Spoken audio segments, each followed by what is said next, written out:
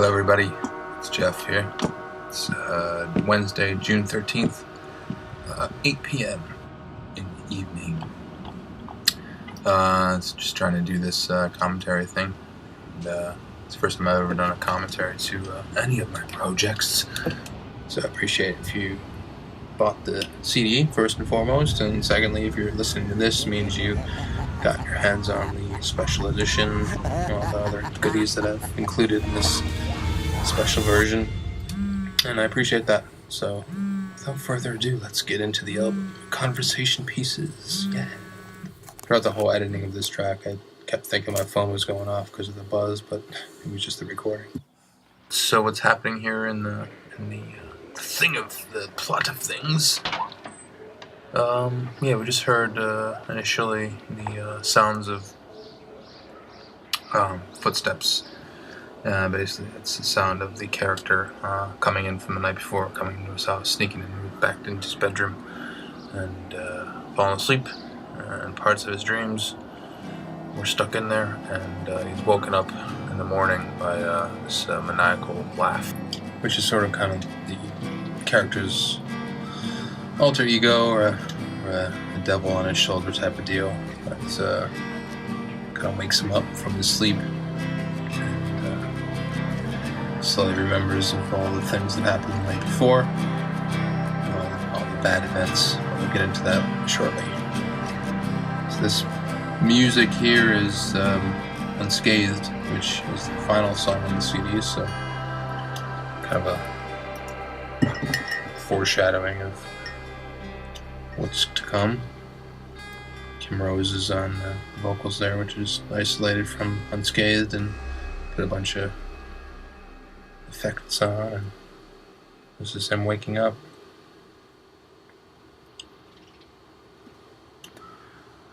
So just the subtle sound of the morning, birds chirping, ebos fade in, set the tone, the tone, the note of the next song, which is Blue Sky Glory. And this is him sitting outside in a chair, just kind of meditating and reflecting on the days past and the days to come. And just kind of thinking back of his dreams start to dissipate, and the thoughts of the upcoming day arrive into his head. Basically, the whole plot of the story is played out through this collection of songs and collection of segues, and finally found the right storyline I wanted to focus on, and put all the songs around it. So this is a song called Blue Sky Glory, and sung by Matt Pike. He sings the lead with myself in the background and Kim Rose on the choruses. Daryl Looney on violin. I found him online, and always wanted something else in this song other than the typical instruments and all that jazz.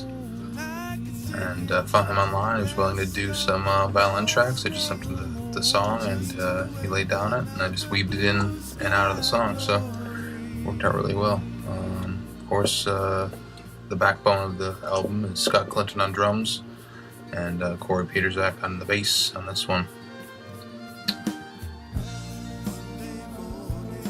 And second verse, I like how when Kim comes in there and does the harmony. She's got a really great, great rock voice, but also her backing is impeccable. I say that in the way that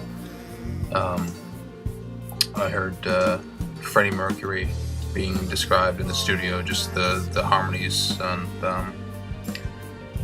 just the harmonization of herself and other people, which is spot on. And her voice blends well together with herself, and not only with herself, but me as well. So it's cool. I got the responses there. It was cool. And then there's the gang box coming and the choruses, and it sounds started slowly turning from a folky song into almost like a just like a song of hope and almost a musical theater type of intro song.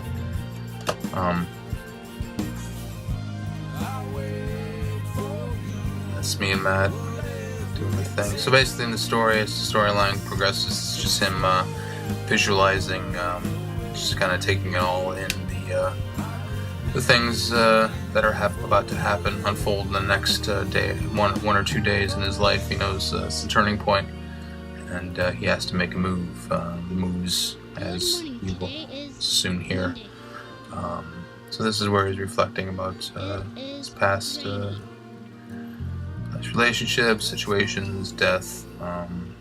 Basically, looking back and thinking back to the days of when he was young, and the stories and lessons his father would tell him, as subtle as they were, and as subtle as they were, he learned from them nonetheless. So this is him thinking back to the way things used to be, and the fact that his father is no longer in his life. He really wishes he was, because he could really use him right now. So the end of the bridges, I forgot to mention, were sung by Jessica Nikeli and David Andriana, and nice little touch with just every so often just throw different voices in there to represent different parts of his character and other people in his life. So, like I say, it's a concept album.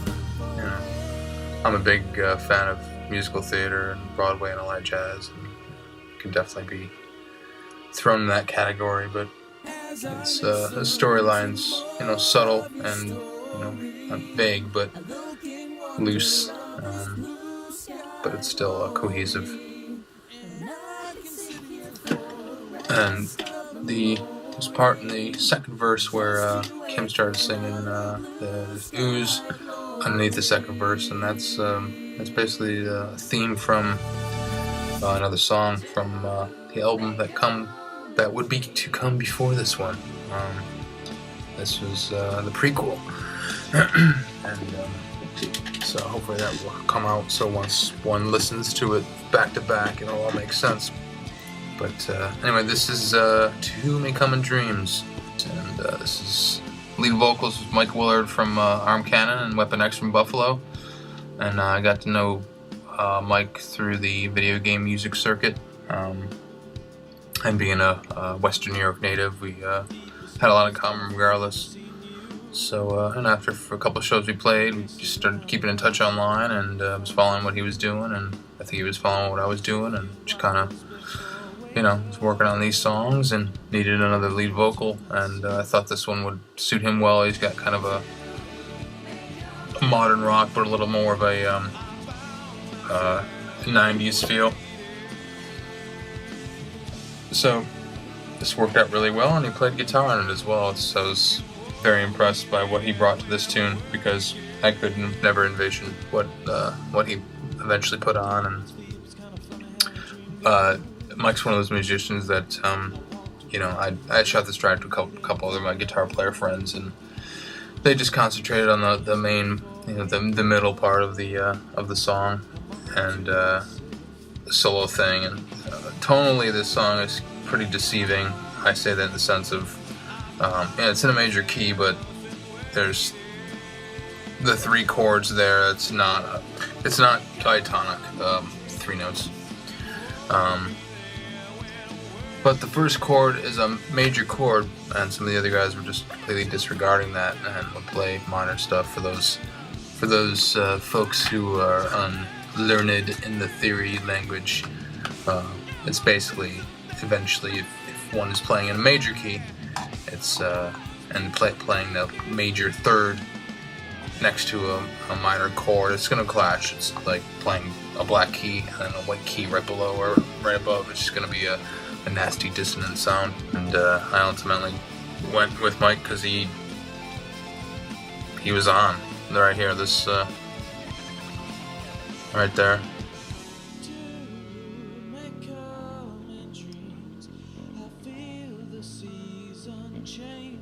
Yeah, there's one note there that brings it from minor to major. It was like, all right, that's spot on. That's right on, dude.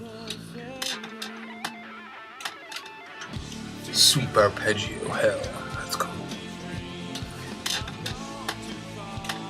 And actually, I should back up there that he hinted the final vocal line with his at the end of his guitar solo there, which I thought was really cool technique. And once again, that just he gets it, he understood it, he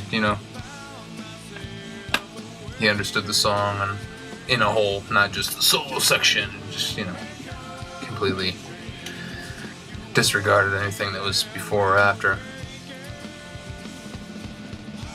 So big chorus, big vocals, nice intro to the album. Conceptually, this is the part of the album where introduces the notions of the girl he's pining for, his high school love. But the fact of the matter is, the sad truth is, she has no idea who he is. But he's just spent so many years and so many hours working it up in his mind that, as soon as he tells her how he feels, that, things will be different, things will change in his life, and she'll save him from his current state. But as we'll find out, that it's not the case.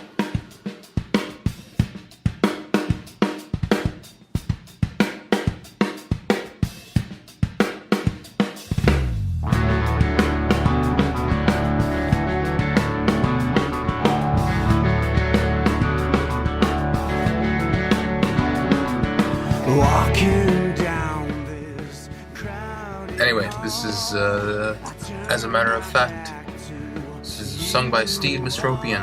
He's up right outside of Boston, and I found him online as well.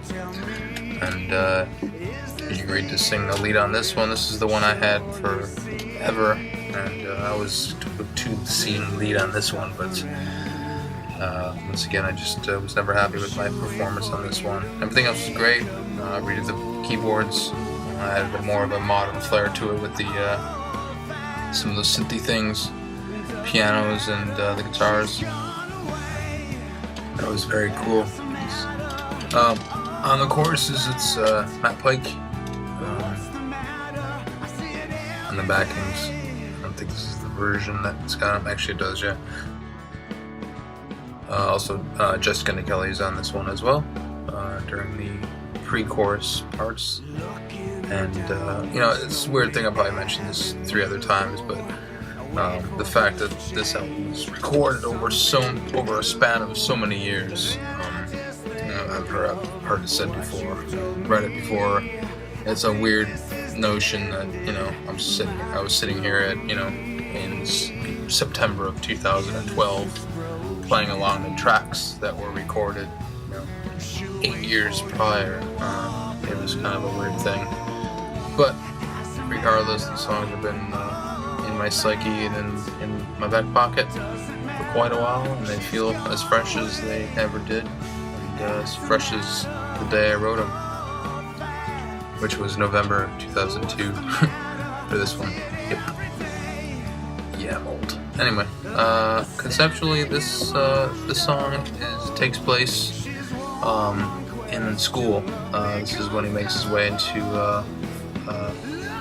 the school, and we're exposed to his regular day and his regular world, his typical day, and he's surrounded by the preps and the nerds and the jocks, all the people you'd expect in, as you can remember from high school, just a wide spectrum of personalities.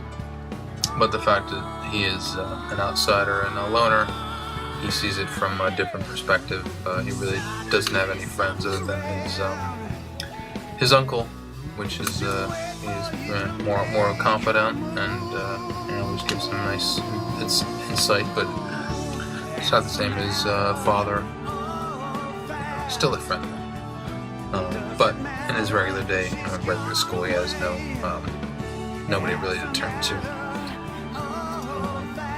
So this is just his way of speaking out, reflecting on the people that he won't miss after high school is over with. But basically, he's focused on kind of sets the tone of the high school scenes where he's just focused on finishing class and getting his chance to confront his love. But no matter, he continues on his day at school, and it's a typical day. Walking down this crowded hall. Yeah, I always love that line. Walking down this crowded hall, I turn my back to you all. Kind of totally fits in with the outcast loner mindset. This is a transition, one of the many transitional segue pieces. Here I am, back again, home. Sounds starting to tell more of a story than the words.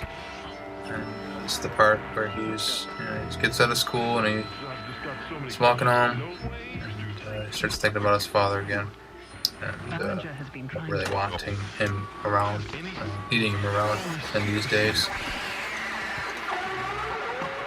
Yeah, some crazy stuff going on here. That sample there, that sound effect there is from a collection of just soundscapey things I was messing around with over the years, and this is actually one from I think the late 90s, when one of the guitar players I was playing with at the time left his pedal board at my house, and he just had a bunch of wacky effects, and I plugged a microphone into it and plugged the microphone in my 4-track and put it against the amp and just started messing around with all the effects and stuff and whatever.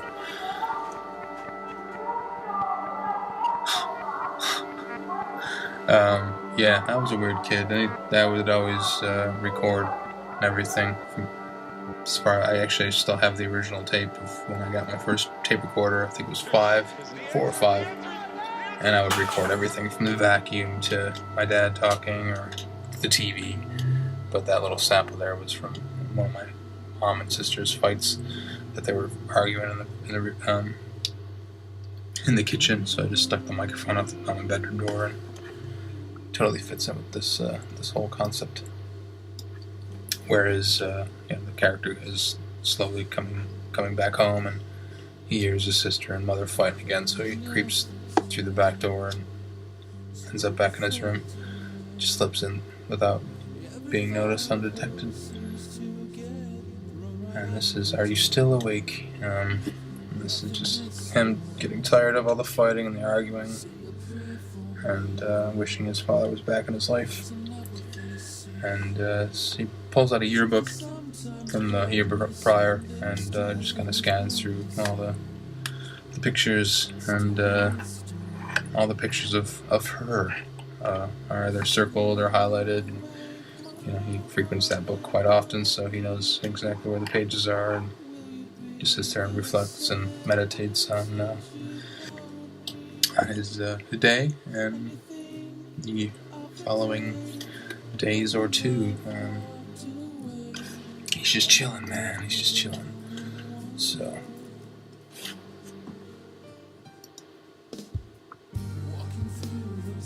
Yeah, the song went through many different changes. I sang this song 2 or 3 times before I ended up settling on this one version. I was always trying to match that guitar melody, and it was never, it would never work out. It was just too much of a weird interval to come across emotionally, so I just kind of kept it simple and let the music go up and let my voice kind of just waver around the same pitch.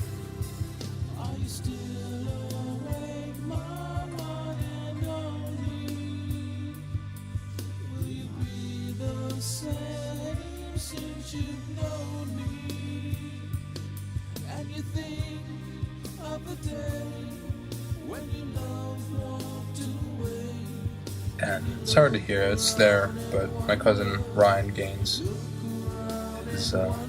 he did a track of the whole song with his lead vocals, and it affected the crap out of it, and it's kind of just almost an ambient track, and kind of just fills up that void, make a little bit more of a spacey thing.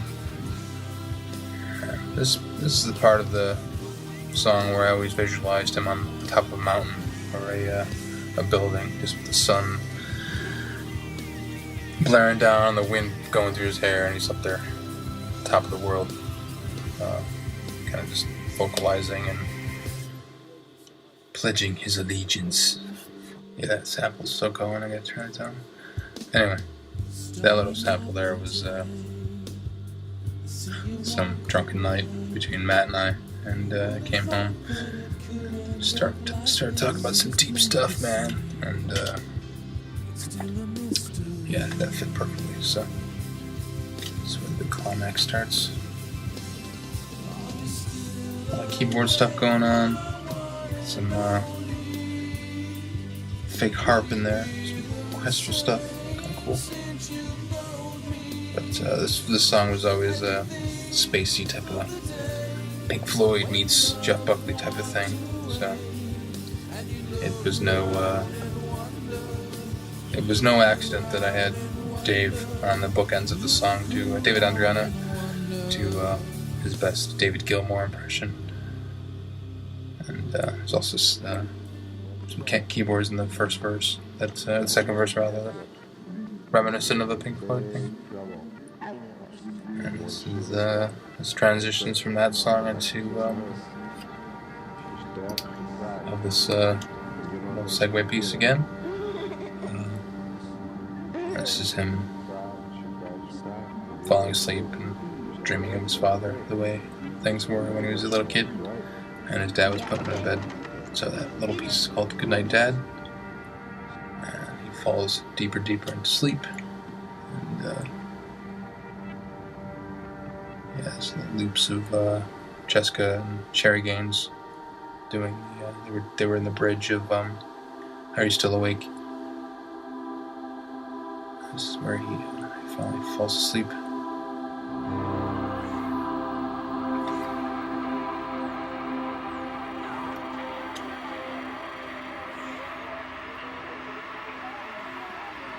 And this is kind of just a transitional thing of a couple different frames of mind, trains of thought, if you will. Basically, he's thinking about the the night before he woke up. That's a whole other story, but basically he did something bad, and he's still reeling with that and toiling with that, and hoping nobody finds out about that. So coupled with that stress and the stress of the task at hand, he's finding it harder and harder to keep on track. But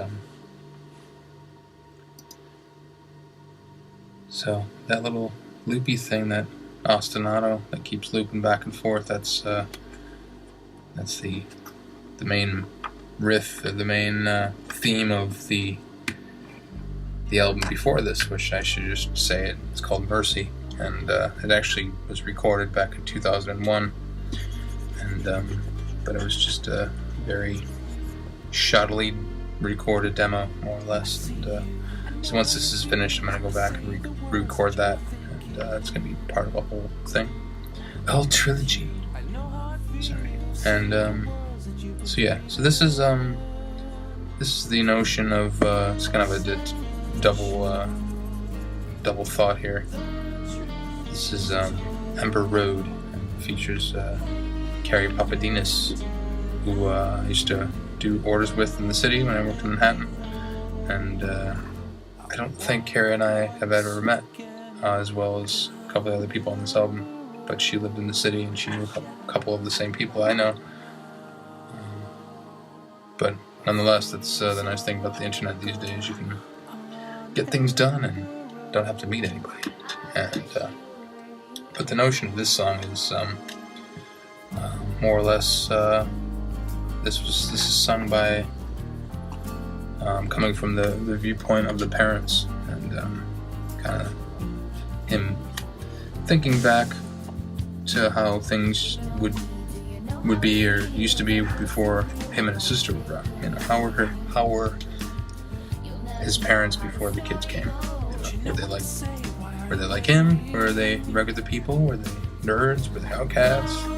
No, they were regular people. They were, you know, teenagers. They were, you know, in their early 20s, whatever. And so he starts questioning his role of how things turned out.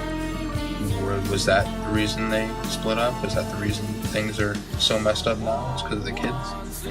So, either way, this song was sung by the parents poetically, and so it just kind of goes back to their day and how they were in love, and you know, once the kids came, did that just accelerate the downslide of the way things are now?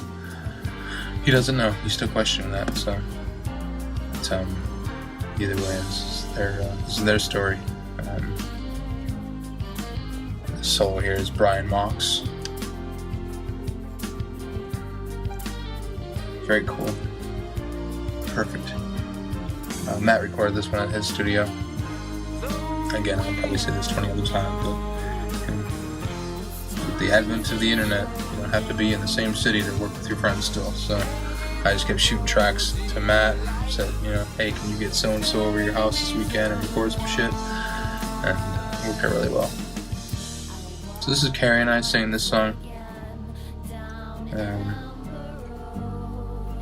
And she got a perfect voice for this one. And she shows up in a few other places throughout the album, which you know, once again turns it into a concept album and a musical, but just kind of different characters coming in and out, different frames of mind, points of view.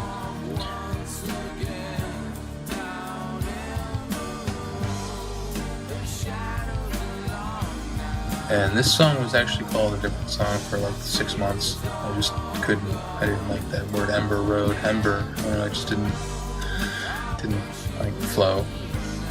But then Carrie sent me back the tracks, and she must have not read my email right or something. So I changed it to December Road, which was kind of cool. But she just kept singing Ember Road. She was in my demo, so I just stayed.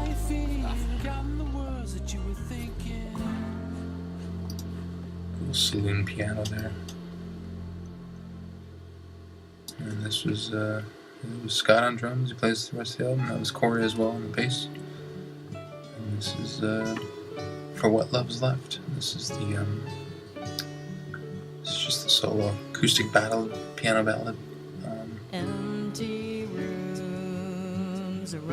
this is not so much sung by the mother, or a female character perhaps, but it just felt right to be more of a maternal voice. It's more of this like thoughts of, actually the title, I should say, the title is kind of a double meaning, you know, for what love's left. You know, what is love left? Nothing, just bitterness and broken hearts. But the other obvious thought is for what love's left. What is left? Nothing left. There's nothing left. Not in his family, you know, unfortunately. So he's dealing with all that.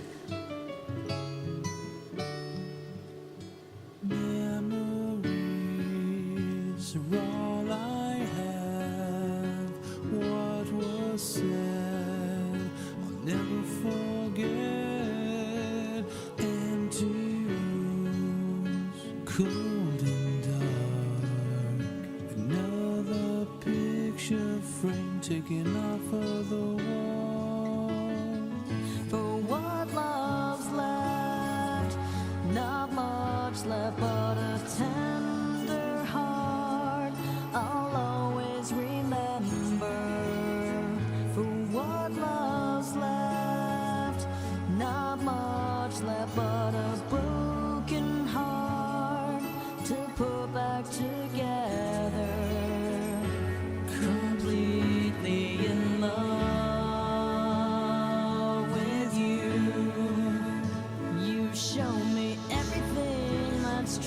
So yeah, this part here is kind of a duet thing. It's two voices kind of going back and forth.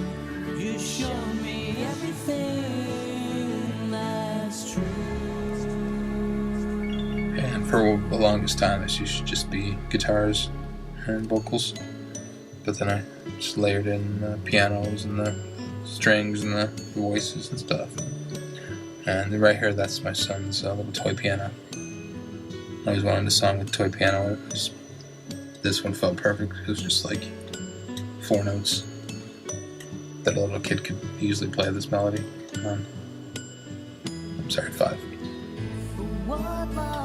Big finish, big chorus. Not much left but a tender heart. I'll always remember for what love's left. Not much left but a broken heart to put back together. More toy piano. Sounds cool.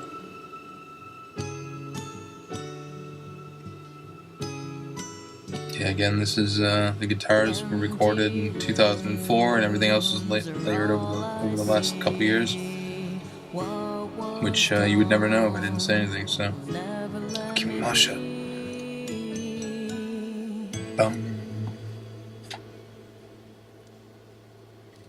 So, this is him still sleeping. End of that. And this piece here is this little music piece. Is a song called "Welcome Home," which is from the album before this. Once again, a lot of foreshadowing and recapitulation happening, just to tell the story, or just a hint that there's more happening here than we know. And so this transitions into a 3-part thing here. Where kind of things start going south really fast. And this is him waking up.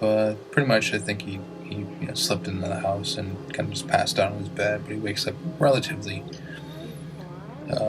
still earlier in the evening, and his mother's still up. She's still downstairs on the phone talking to somebody, chain smoking, and doing the same shit she does. And so he decides to go down there and just talk to her and try to be, be a son, be a person, and but she's just too far gone and too shit-faced to even know what the heck's going on. And so, as you'll see here, it kind of it's part of the story where it turns for the worse.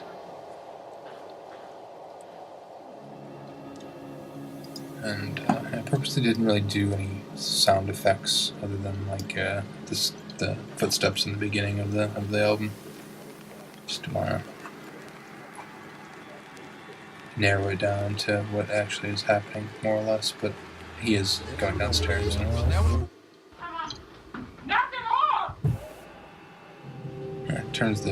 Walks down the steps, turns the corner, and she's just so blottoed that, with all her stuff she's dealing with, and she's just so drunk that she doesn't know where she is or what's happening. And he comes into the room and she thinks the son is her husband, and she just loses it and ends up hitting him. And he just can't understand it, because all he wants to do is he wants his mother's attention, and it's not what happens. So he ends up fleeing. Just runs out of the house and goes to the only place that gives him solace and peace, is the arcade. This is the segue that tells that little bit. Him making his way to the arcade carnival, along with the bits and pieces of thoughts and past events, phone calls and stuff. But he's on the train to the carnival now, just kind of totally distraught, out of his mind. He's trying to just make sense of it all, just can't. He's unable to do. And definitely this is all in his head. Right here, this is where you hear its final.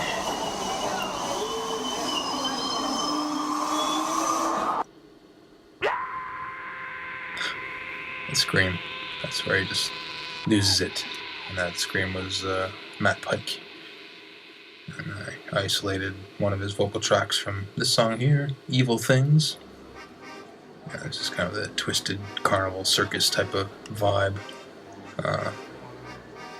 I wrote this when I was listening to a lot of Oingo Boingo, and obviously it's influenced by the music of Danny Elfman and that whole thing. But it fit well with the whole circus vibe. And this is him just in the arcade doing his thing and trying to just forget about it all for a little bit. And slowly the voices start creeping into his head, and the demons, everything evil in his life that he always tried to suppress and just not deal with, just kind of are coming to the surface now. And he's beyond able to control it now. Those evil notions and tendencies are slowly creeping his way into his psyche and his attitude. Just the music and the lyrics kind of tell that story. But all the while he's sitting there just playing his games and just doing his thing. This is me singing the vocals, just pitch my vocals down just to make it sound like a different character or a different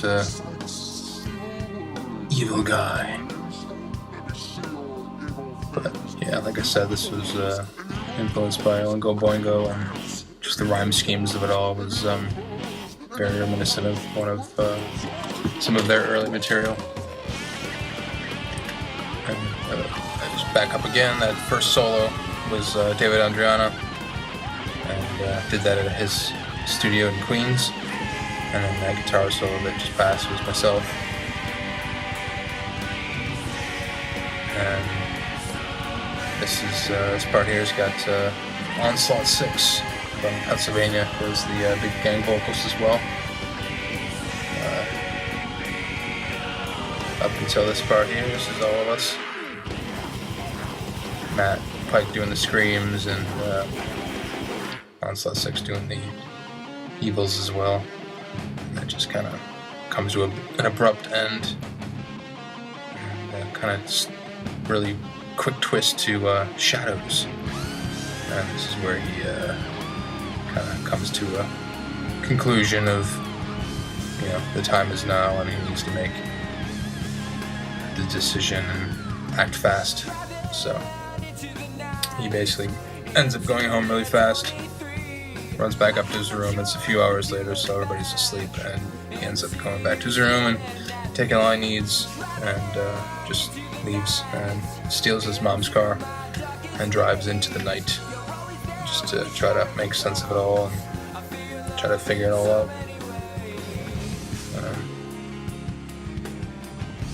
This is Michael Zucker, lead vocals. This one fit perfectly for him and his vocal range, and sent him the song, and a couple weeks later sent me back the vocal tracks, and that was it. Matt Pike's on the choruses as well on this one, along with Naomi. She comes up, Naomi Langworthy. She does she's in the bridge section, which will come up shortly. Pretty simple, rockin' song. I had a lot more keyboards on this version than the older stuff, and get the little arpeggiator going. It's very reminiscent of Muse and all the stuff they do.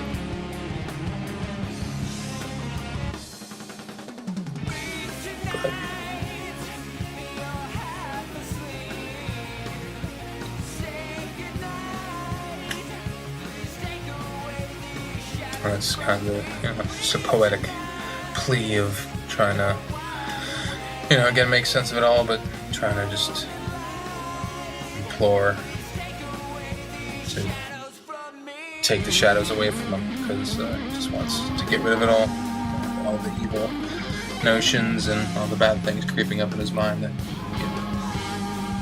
he knows what needs to be done, but he doesn't want to do it. It's Matt Pike on the guitar right here. Just a solo on this part. Really cool. He was going to actually redo it, and I said, no, I like this one. And this is the second song that was on the original 3-song EP I did last December. And this was mixed by Mike. Myself and Boulder flew out there for a weekend. And, which at this point in time, I haven't yet mixed and mastered the final product, but that's what's going to happen again in August. I'm going to fly out to Boulder and finish up all the rest of the tracks with Michael, and it should be cool.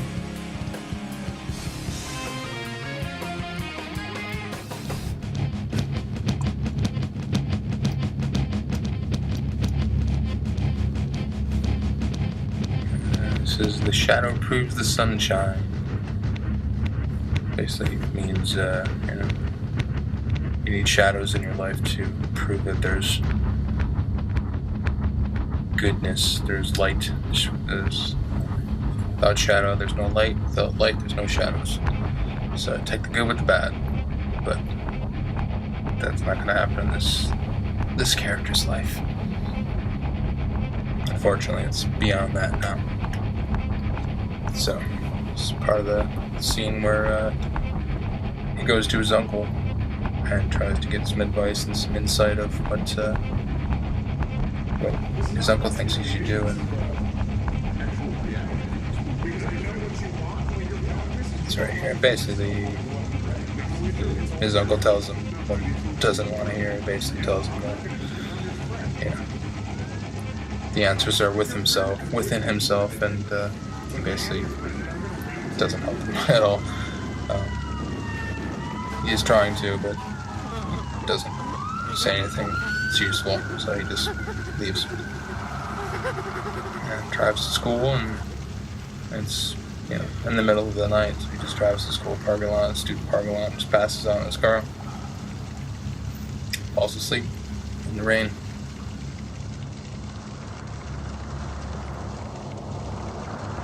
So as he's sleeping in the car, that's the voice of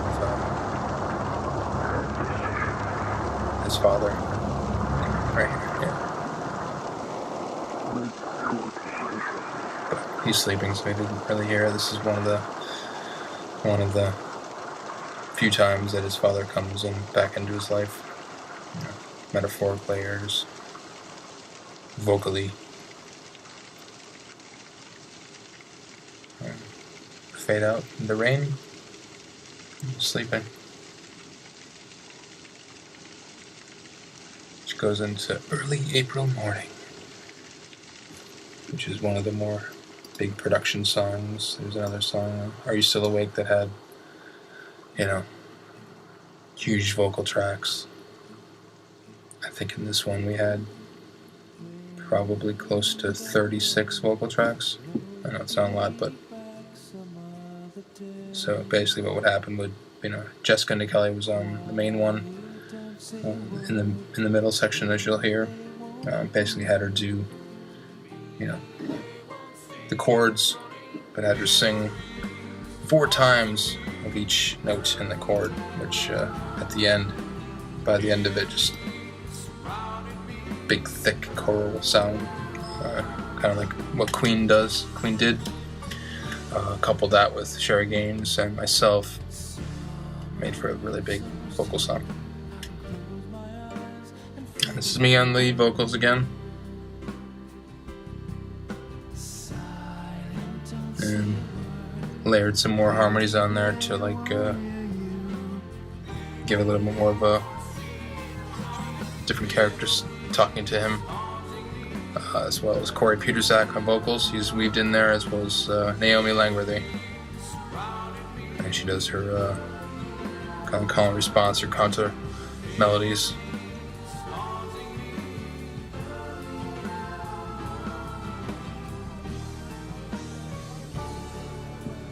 some bells and stuff there. This is the introduction of Dave Barone, my dad. So kind of was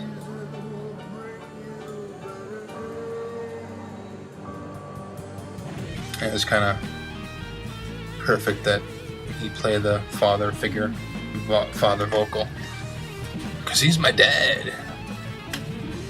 And that solo there is Jason Neubauer. And I remember sending him the track and finally getting the final mix back and just totally blown away at what he did. I've been admiring Jason for years, and I remember when I started playing guitar, he was big in the music scene, and I used to go see him every once in a while and hear him on recordings with my cousin, and I always admired and impressed and just blown away at what he was doing, and I always aspired to be that good. And so it's a treat that he's on all my recordings now. So the whole arc of this song right here is, he woke up in the beginning of it, and it's the final day, his final day of school. Kind of just his final soliloquy to his enemies and the people who've done him wrong over the last few years and all the bad things that happened. I'm kind of just basically saying that he's going to do something bad. He doesn't want to, but he has no other choice at this point. And that's real sitar. That's a real sitar played by Andrew Bennick. He got that for, I think, high school graduation. So I sent him the track. So I just need these little, it's already, Indian scales as it was, so with the sitar in there, it's just perfect. So this next scene is him in school, and this is finally when he makes his move. He just gets up during the test and walks up to his love, but unbeknownst to him, her boyfriend is closely watching the character. He's not going to have anybody touch his girlfriend, so altercation happens, some scuffle happens, and the character is lost. This isn't the way things were supposed to turn out in his head. He had it all planned out. The teacher gets involved, breaks it up, but he's just far beyond gone right now. It's not happening the way he planned, and he just doesn't know how to deal with it. He doesn't understand it. He was supposed to confess his love and tell her how he felt, and things were going to be different. Things were going to change. She was going to save him from his ordeals and the way his life was, but that didn't happen the way he wanted. And he has no other choice but to shoot them both. So he makes his way out of the class after doing this horrific deed, and he ends up on top of the school. By that point, the school's in utter disarray, and cops are called, and they're all outside, and he's up on the edge of the building and basically about to commit suicide. And they're down there, hooting and hollering, trying to get him down, but he doesn't hear anybody. And this is his final song, his soliloquy to God, to himself, to his father. But yet again, like I said before, there was the point where he was asleep in his car, where his dad was trying to talk to him, and he couldn't listen. So that was the point where in early April morning when his father came in, I just mentioned that, he was trying to tell him that things were going to get better. Don't fret, things will be better, but he didn't hear him and wasn't listening. So this is his final farewell. And this is where the many different voices and characters come back, trying to convey and reiterate his thoughts. And this is Matt singing the choruses. Matt Pike. And this is where the character kind of comes to the realization where the whole time he's been pining for this girl, the whole time he's been pining for wanting his father back in his life, that slowly realizes that it's not his fault, it's their fault, it's his father's fault for not being there, and he made it through by himself without his father's help. Right here, this is where right about where he's ready to take the plunge. The character, the voice of his father, or God, if you will, just kind of gives him one last thought to think about. Smile and turn the other way. This season will bring you better days. Basically, just smile and nod, and keep moving on with your life. You'll see better days. Things will get better. But he doesn't hear that. He doesn't listen to that.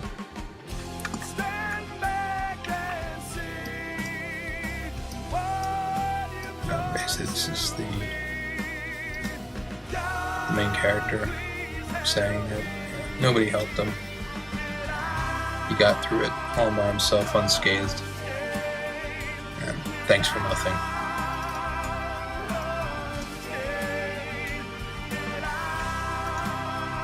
Big vocal parts, got David Andriana, Kim Rose, and Carrie Papadinas on the choruses there. Another one of the huge choir parts.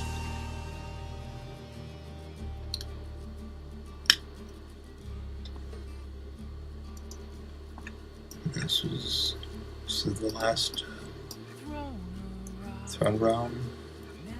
Never again. So where he closes his eyes and takes his final plunge over the edge. He closes his eyes and let's go. And on this, split second of on this few seconds of this free fall, his life flashes before his eyes, and you hears voices and aspects and parts of his life that he forgot about, and things that didn't matter to him at the time, but seem to matter now. But it's too late for that.